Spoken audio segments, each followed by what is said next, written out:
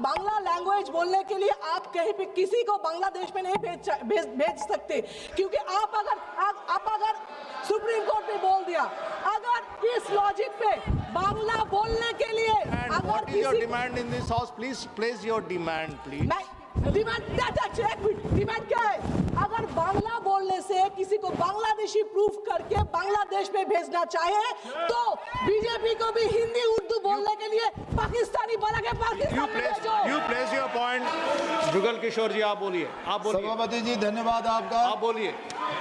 आपने मुझे अपने संसदीय क्षेत्र की बात रखने का जो है वो मौका दिया, इसके लिए मैं जो है वो अपनी बात जो है वो रखना चाहता हूँ।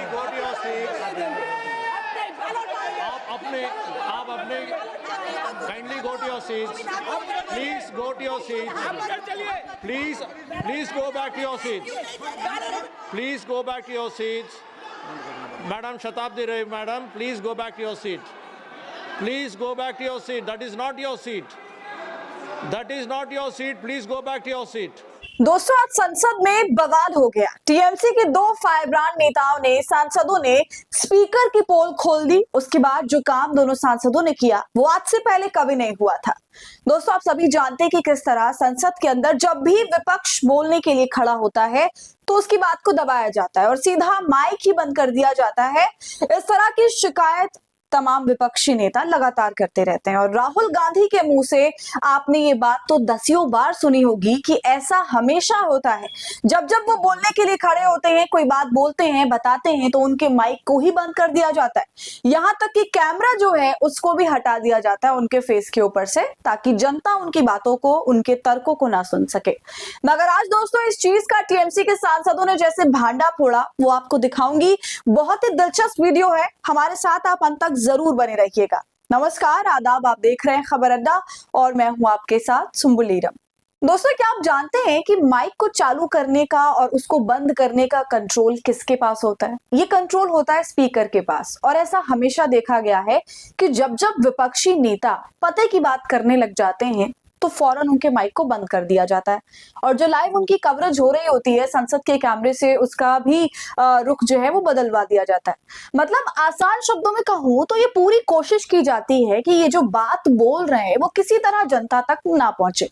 मगर आज उसका ठीक उल्टा हो गया। हर बार तो यही होता था कि जब माइक बंद हो जाए तो थोड़ा बहुत बोलकर नेतागण चुप हो जाते थे।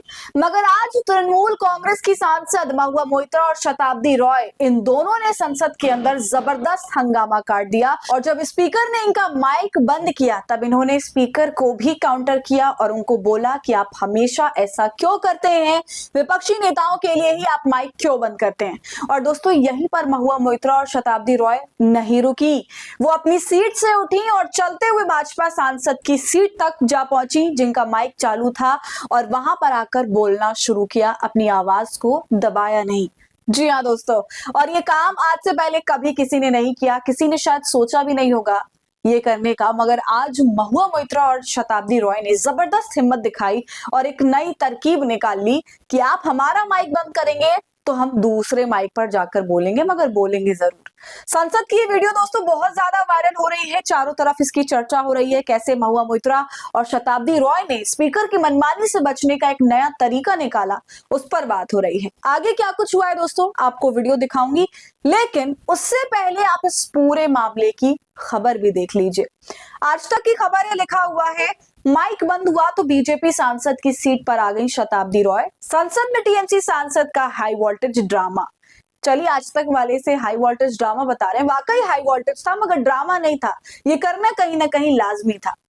तो दोस्तों सबसे पहले आप ये वीडियो देखिए, उसके बाद आपको बताऊंगी कि आखिर ये पूरा माजरा हुआ क्यों। बांग्ला लैंग्वेज बोलने के लिए आप कहीं पे किसी को बांग्लादेश में नहीं भेज सकते, क्योंकि आप अगर सुप्रीम कोर्ट ने बोल दिया, अगर इस लॉजिक पे बांग्ला बोलने के लिए what is your demand in this house? Please place your demand, please. Demand क्या है? अगर बांग्ला बोलने से किसी को बांग्लादेशी प्रूफ करके बांग्लादेश में भेजना चाहे तो बीजेपी को भी हिंदी उर्दू बोलने के लिए पाकिस्तानी बना के पाकिस्तान में भेजो। You place your point. Jugal Kishore जी आप बोलिए। सभापति जी धन्यवाद आपका। आप बोलिए। आपने मुझे अपने संसदीय क्षेत्र की बात रखने का जो है वो मौका दिया।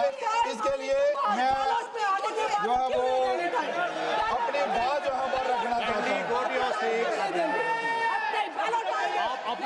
आप अपने kindly go to your seats. Please go to your seats.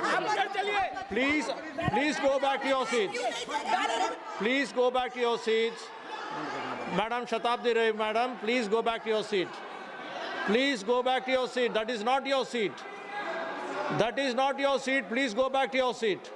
देखा आपने दोस्तों, इसे कहते हैं प्रेजेंस ऑफ माइंड। दरअसल हुआ यूं कि टीएमसी सांसद शताब्दी रॉय ने ओडिशा सरकार पर आरोप लगाया कि वहां बांग्ला बोलने वाले मजदूरों को बांग्लादेशी बताकर उनके साथ गलत बर्ताव किया जा रहा है, उन्हें हिरासत में लिया जा रहा है और उन्हें बांग्लादेश भेजा जाए, ऐसा कहा जा रहा है। सांसद शताब्दी रॉय ने सवाल उठाया कि ऐसे कैसे किसी को सिर्फ बांग्ला बोलने के आधार पर बांग्लादेशी बता दिया जाएगा और उन्हें घुसपैठिया बोलकर देश से निकाला जाएगा। उन्होंने कहा, मैं पश्चिम बंगाल से हूं और गर्व के साथ बांग्ला बोलती हूं।